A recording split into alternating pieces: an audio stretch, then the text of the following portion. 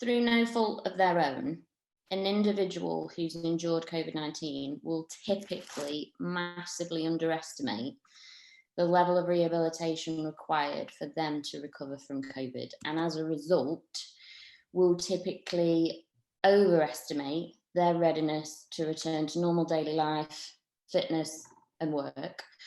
And of course, there's an element of fear over job security on that. So they want to get back to work quickly. At the same time, through no fault of their own, where an employer has a lack of understanding around the level of recovery that is required for a person who's endured COVID-19, that may lead to a level of impatience on their side. So on both parties' respect, again, through no fault of their own, there's this level of impatience for the individual to get back to work, but arguably too soon. And of course, as the case count, this isn't just exclusive to the UK, but as the case count has risen exponentially over the last couple of months, this is a situation in itself is becoming more prevalent. And of course, there's a number of risks associated with that impatience and people rushing back to work too soon, not just the risks associated with the long-term health of the employee. So as our resident resilience and corporate wellbeing expert, I wanted to talk to you, Mark, about how familiar in the work you're doing, how familiar this scenario is, if you've seen this at play yet a great deal in the corporate space, and whether there's any sort of anecdotal examples that you might be able to share that you've seen, just to open up the conversation a little. I think in terms of the clients I'm working with, I think they're probably beginning to experience what you're just describing now, because that they will have more people that have been infected, and I guess some of those people will have been off for some time and may now be in a position to possibly return to work, or maybe that they're still ill. So I guess they may be at that make or break point where they either feel that they should return to work or risk their job security, but in reality, they may prefer to focus on recovery. I think people who in particular contracted COVID in the early days, in the early onset of the virus, so kind of March, April in particular, the fear for those guys is probably greater because they've been off on long-term sick for such a considerable amount of time. We've been delivering quite a lot of webinars to clients, and within those webinars, we have had people sort of put their hand up and say that they were, in their 30s, regularly exercising, had contracted COVID, and were now still struggling with their health. Sort of three months later, so if they were going out for their normal run, they were having to stop after several hundred yards because they just don't have the energy. So now I'm talking about that particular conversation. I remember was sort of probably about 6 months ago, and I was actually been sort of quite surprised at that moment, because this was a young person in their 30s that was otherwise fit and healthy, but was clearly suffering still with COVID. So it's probably the case. I think that there's more of this out there than we realise. And while you were sort of introducing the subject, there was a couple of things going through my head.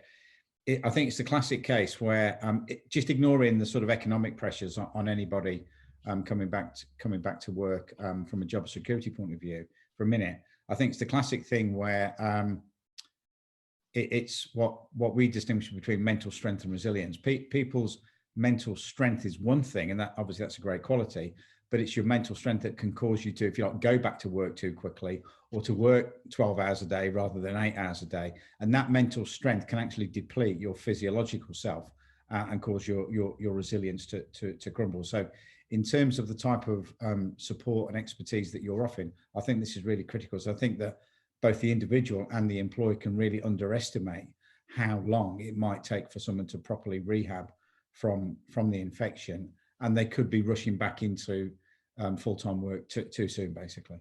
I just made a note then when you were talking, because you just made me think of a couple of conversations I had yesterday with individuals who are dealing with long COVID, and they sort of felt this sense of shame about admitting that they're still dealing with problems in the wake of the virus. And in some instances, they haven't told people close to them, including friends, because of this fear that they didn't want to look weak. Yeah. Should we, as someone who understands that sort of mentality side of a person, is that something that you think we should expect a little? Oh God, yeah. Yeah. I mean, so many people experience shame in different ways. So, if you like, well, I would say there's almost like an epidemic of underlying shame out in the workforce anyway, that stems from all sorts of problems before COVID. So, the sort of mental wrestling that somebody does in their head with, I'm not feeling great, but either they feel like they're letting themselves down, their family down, or work colleagues down. So there'll be all sorts of psychological pressures on people to perhaps go back to work too soon if they're struggling. It's a really difficult one. I mean, the other thought that was going through my head when you were introducing the piece was that whether it's a health and safety director in a large organization, or whether it's a person that's responsible for health and safety in smaller organizations, I think it would be really productive for them to have conversations with you or the coaches that you've been training, so that they can understand in greater depth the nature of the challenge of helping people rehab. So it's almost like, I think there's a need for an education of people within the workforce to act as the champion, if you like, to really understand not just the, if you like, the physical rehab that needs to go on, but also the type of psychological challenges that you were just describing.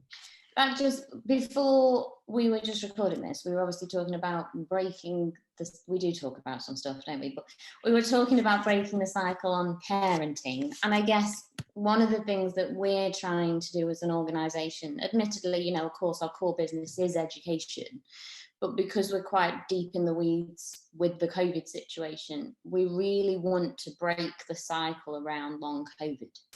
Because of this lack of awareness and understanding of a person who's had the virus and they're pushing themselves too far too soon, this is obviously not only delaying their recovery, but often is resulting in the onset of long COVID. So if we can breed awareness as a company and through our coaches and with employers, etc., like about the risks at play, we're hopeful that we can break the cycle of long COVID. Yeah. Otherwise, we run the risk as a nation of people being out sicker for longer. So I think not a cool, but important message that we're hoping, as our work with corporate organisations continues, an important message that they're able to understand is that it sucks now, obviously, for the employee and for the employee to be out on long-term sick. But the work that can be done now, safely, effectively, and at the right pace, over the longer term, gets them back to work sooner, rather than, as we were saying before, they grit their teeth, they suck it up and they crack on, and then inevitably they'll have a relapse and then there'll be a further problem. So I think not only do we want to support employers to understand that at play, I think it would be phenomenal if employers help to educate their employees about it as well. Like, as an aggregator of people, that's a way for us as a nation to communicate that message to the people in the workforce. Absolutely. I'm not sure if you've seen it this morning, but there's some new research being published by Oxford University. So the result of which they're identifying, I think they've identified an extra 1.7 million people that need to shield from COVID. So due to ethnicity or maybe being overweight. So employers may have more people now at risk than they did previously. So in terms of education, I think what you've just said is absolutely spot on, because whether it's the health and safety person, whether it's maybe a lot of companies now that will have sort of put in place some sort of mental health first aider or mental wellbeing champion, those people also could be good sort of points of access for you and your coaches, because they're in the business of trying to educate their people and support their people and prevent either people becoming ill in the first place, or maybe preventing them becoming more ill if they already have, for example, a mental health problem. So in terms of, I think that the great opportunity for you and for employers is to come together maybe around issues like long COVID, but also to start to work with employees who perhaps are overweight and who may need to understand they're putting themselves at risk, have a dysfunctional immune system. So I think there's all sorts of opportunity, all sorts of positive opportunities for you and employers to work together on that sort of education principle. On the risk side of things, obviously there's a risk at play to the employee's health for the longer term, and from the employer's side, an impact on the business to be able to function optimally and economically. But are there other risks that as a group working together we ought to consider? And I don't mean that in a scaremongering way, but again, just to try and breed this sense of awareness. And I know that we've talked before just about cultural changes as a global population around being aware and open to and responding to, for want of a better description, trending issues across the globe. And we talked about, whilst trending doesn't really sound like an appropriate word, but we talked, say, for example, about the Me Too movement when we've talked about this in the past. Is there a need for employers to respond, to be outwardly responding to this situation? And if they don't, are there any risks to them or their employees by not doing that? I think, so I've been in the corporate wellbeing business now for 20 years, and for 15 years it was a really hard sell because companies generally didn't have budget lines for health and wellbeing. So they had budget lines for health and safety, but 99% of that was spent on safety, not on health. In the last 5 years, there's been quite a significant sea change, and companies now will have a wellbeing. A lot of companies will have some sort of wellbeing budget line. How they spend it varies enormously, so it's still a very immature market.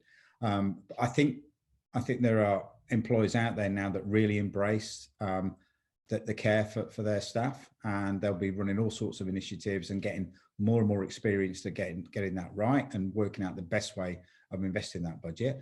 And then there are employers that are beginning to come into this space, and they may not be spending as much, and they may not be devoting as much time and resources to it, but nevertheless they are coming into this space. And then there are employers that aren't, that they're still not there. And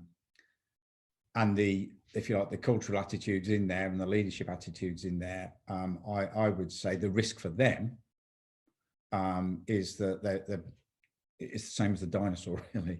I think, what we see with Me Too, Black Lives Matter, diversity and inclusion initiatives is the organisations recognising that the benefits of creating more psychological safety for their staff while they're at work. I don't mean that in a pink and fluffy way, because I think the safer you feel as a person, the more easy it is to take sensible risks and to explore new opportunities, etc., etc. So I think we're also already seeing some companies doing some great work in that space.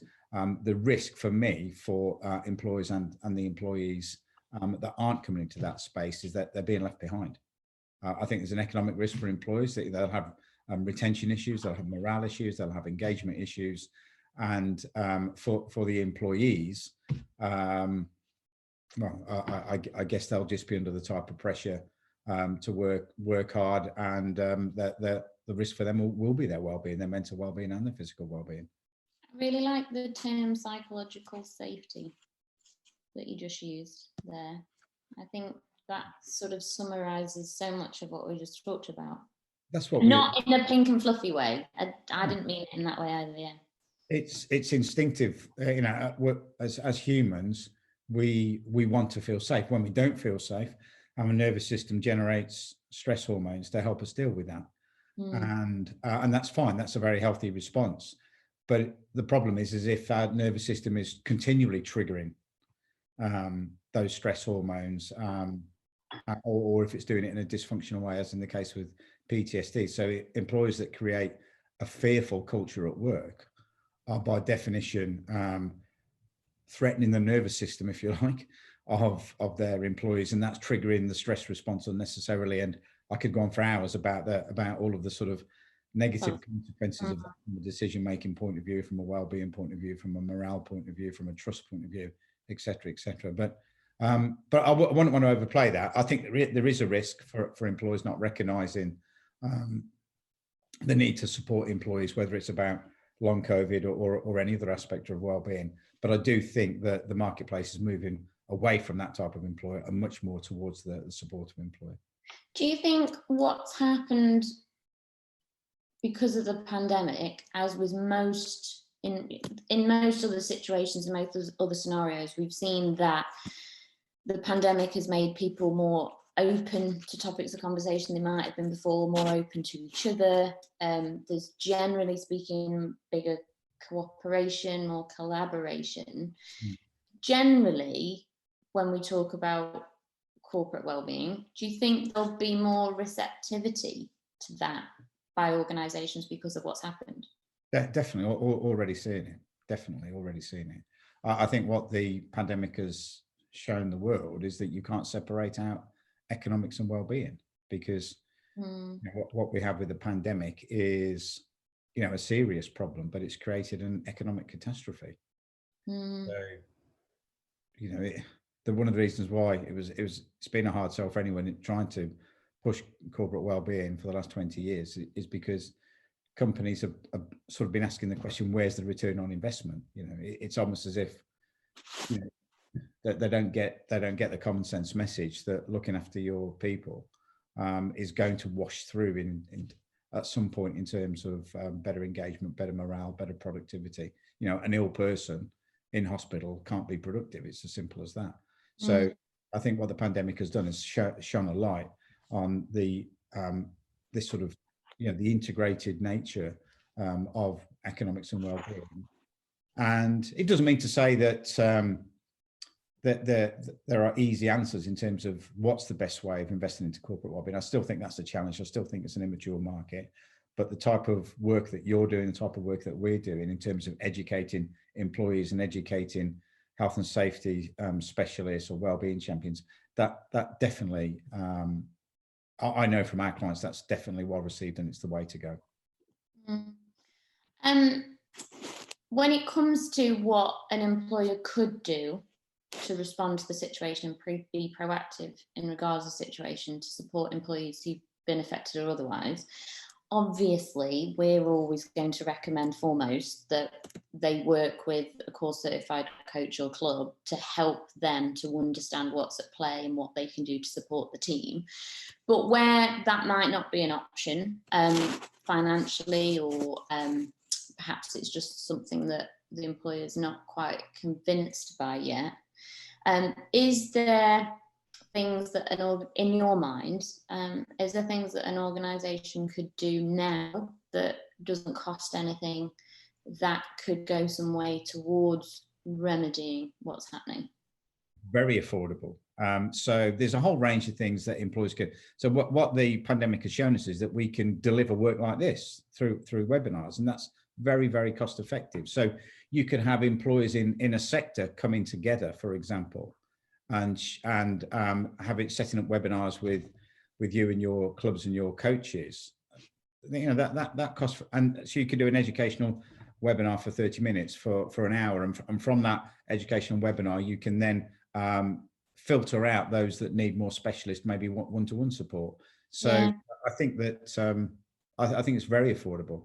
Employers just need to be creative. People on our side of the fence need to be creative and find cost-effective ways of getting the education done online, and then, you know, safe and smart ways of delivering the one-to-one support for people that are more seriously ill, and it's more of a challenge to get them back to work safely. True. And I think sometimes it just comes down to access, like what you just talked about there. If it was, say, for example, if we were hosting a presentation to a group of corporate employers, I mean, we wouldn't charge for something like that, because for us, that's just driving awareness of the complexity of this situation, and up towards our end goal of trying to educate people more around the risks of not addressing the correct rehabilitation for someone from COVID. Yeah, we're doing quite a lot of that type of stuff. So we're doing it with a global network of recruitment consultants. So we'll do, you know, myself and Nathan, who you know, we'll do a couple of hours free webinar for their exactly. And that those consultants are, their clients are the HR directors, the chief executives, etc. So we're providing information to them that they can share with their clients at no cost. And from our point of view, it's a great platform to get the messages out there. And then if their clients want to come and spend some money with us, then that's great. So we did another approach we did was to work with a major supplier within the rail sector, and the guy wanted to run a whole series of things for his staff. So I said, look, we'll do the first one for nothing for you and your staff. Why don't you invite some of your suppliers and clients, sponsor it, so that they can have access to the same information, and then all of the subsequent ones, if they want it, then there would be a fee for it. So there's lots of ways in which you can get the messages out there. Yeah, that's true. People, I think the important thing now is the employers are really hungry for it. They are really hungry for it. Because at the moment as well, I think a couple of other things that we see as being frustrating for people is the amount of discussion, especially that's spread across social media and whatnot around the situation. It can be hard for anybody, and obviously employers are included in that, to filter out what's accurate, credible, authentic, authoritative, and what's not. So that can be a challenge. So even if as an organisation you want to affect change, how to access the safest and most effective information, that alone can be quite hard to do. I think that goes back to something we were saying a bit towards the start of this, and that is that I think it would be really helpful for you, your clubs, your coaches, to work with the health and safety person or the health and safety director or the wellbeing champion or the mental health first aider, someone that's already got a role within the business for supporting and disseminating credible, useful information. By working with that person, what I'm saying is a lot of employers will already have a person that's got some type of role to sort out that credible information.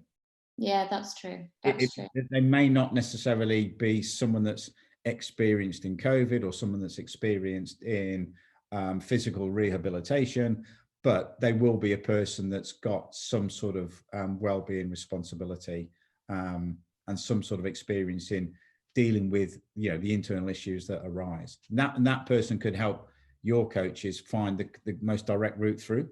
Yeah, true. I think, and I guess it just comes back to the awareness piece, which is why we're sort of singing from the rooftops so much, that we're doing our bit to let those sorts of individuals know that there is solutions being developed. Because I think one of the biggest things that's happening at the moment, which again causes frustration for us, is that, and I appreciate why, because the extent of the problem is obviously catastrophic, but as a population, we're obsessing a lot about the problem and talking a lot less about the way out. And our fear is that, and this isn't just one theme and one route out, there's obviously multi-layers to this whole situation, from economic to health or whatever. But what we're hopeful is that by generating this awareness and providing more access, we help people to focus on the solution when it comes to people's health recovery from COVID, rather than just wallowing in this present situation. I agree 100%. I think that there's a very positive ripple that comes from what you're trying to do, because what all employers want are high energy, highly engaged, motivated workers that don't mind putting extra effort in because they are highly engaged and because they've got energy. So they want that discretionary extra effort from their employees.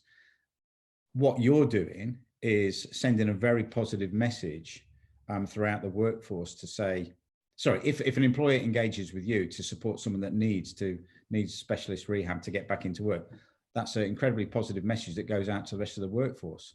We're working for a company that actually does care for us, that is prepared to go to that extra length. So from a morale engagement point of view, I think you're offering opportunities to employers that they'd be foolish to ignore. One last thing, because I know you have a big day today. Also, I really enjoyed the fact that the sun both shone on us at exactly the same time and left, even though we're nowhere near each other. That was weird. So in terms of providing employers with, again, just in this little session, bits that maybe they could do. 3 things that we always suggest that I just wanted to bounce off of you was, number 1, that they share a bit of or they help to drive this awareness with employees that long COVID isn't a virus, isn't something to be, your recovery isn't something to be taken lightly. And by treating that correctly and managing your recovery appropriately, you'll get well sooner rather than trying to rush the process. Now, I guess there might be a fear in some instances that there may be some individuals who might kind of take the mick on that. I don't know if that's realistic, but that's like just sort of making people aware of the risks of going too fast too soon would make a massive difference to the rate of recovery for everybody. Yeah. Second to that, and kind of similar, is a little bit like what we were talking before in terms of people not being happy to disclose too much about their situation. I think we need to try and reduce this sort of dismissive behaviour, not just from the individual, but from everybody else. Because I think if you're an individual who's dealing with this stuff and their husband or wife or their kids or their co-workers or their fitness trainers, if they haven't, for example, had any connection with us yet, might be encouraging them to just get on with it, get back to work, get back to fitness, and kind of not almost dismiss mentally and physically where they're at. And one of the biggest things, going back to your psychological safety piece comment earlier, when we receive someone, so we've got a lot of consumers who are dealing with the situation in the wake of the virus that come to us seeking help. And of course, then we signpost them onto a coach or a club for help. And so what we've seen as a pattern is in the first session that an individual has with a coach, they will break down, and it's a messy 60 to 90 minutes of illogical, typically not in a specific pattern of reporting their symptoms, but they just offload because no one's really listened. So I think if there's an element where as a nation we can be less dismissive about a person's situation from a mental health perspective, that's positive. And I think it will also help encourage people to speak up and ask for help. We've even had people that have submitted inquiries on our webpage that have admitted in their notes that it took them a bit to fill the form in, that it took them to see something we'd written or a webinar we'd been on or a comment we might have put in a Facebook group for long COVID people to go, actually, I am going to ask for help. So I think the dismissive piece is big. Go on, you're like going to say something. Yeah, no, I've been waiting to sort of jump in because there's somebody within the family, not a blood relative, but through marriage, who's a GP, contracted COVID, ended up on a life support machine, survived, but it was a bit touch and go, came out, thought he was okay, went back to work, had to be signed off. This is a GP, had to be signed off because he realised he couldn't cope and probably has got PTSD. So he was a GP dismissing it within himself, relieved to have recovered, thought he was okay. After a few weeks rest, went back to work and broke down, had to be signed off. So okay now, which is great. But I think it's very easy for all of us to dismiss the complexities of what any one person may have experienced. And it's the classic, you and your people will see it with in simple ways with sport. People get an injury, they have a bit of rehab, they think they're okay, come back too early, and then they get a repeat of that injury, and then it takes even longer to come back. So. Completely. And I don't know if we haven't said this today already, but one of the sort of anecdotal things that we share with people who've had COVID, which really hits home and they tend to have like a bit of a light bulb moment, is we liken it to you've broken your leg and then you just go for a run the day after. Like you just wouldn't do it. and the situation is the same, you need to allow and understand the damage that's taking place and plan for your recovery. So if anybody's watching this that's experienced COVID, then hopefully that helps to kind of frame it in their mind. Have you sort of listened to Emma Sams? She's the actress. She was an actress, lives in the Cotswolds. Oh, neighbour. Was in Dynasty. You should be able to get some clips of her talking on TV, because she's exactly what you're describing. She's got long COVID, and she's, in a I think late 50s, early 60s, but very, very healthy, looks fantastic, has always looked after herself physically, and she's breathless when she's talking, So she's an absolutely classic example of what you're describing. Someone that 6 months on is still struggling to breathe properly. Emma Sams. Thank you. And then just the last thing I was going to say, to end more positively, one thing that our coaches are starting to do, which we didn't necessarily recommend, but actually it came from Tomo, who's one of our coaches in the Northwest. He kind of started this trend, if you like, but Colin and I thought it was awesome, decided to embrace it. When our CAWS coaches and clubs go through the program that teaches them how to train someone who's dealing with COVID, they'll learn how to administer specific tests on a person who's endured COVID.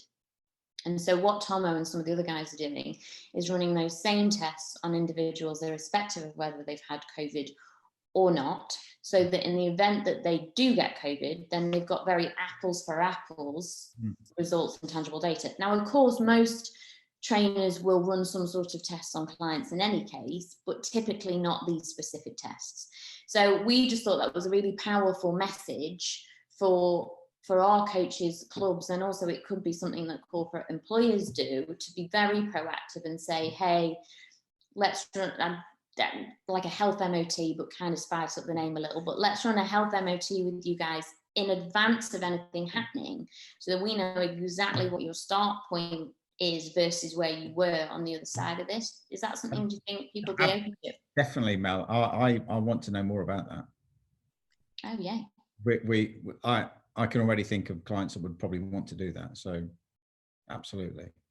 Okay, mega. So I guess they're the top 3 takeaways at the moment. So don't rush, spread the awareness of slow road is the fast road.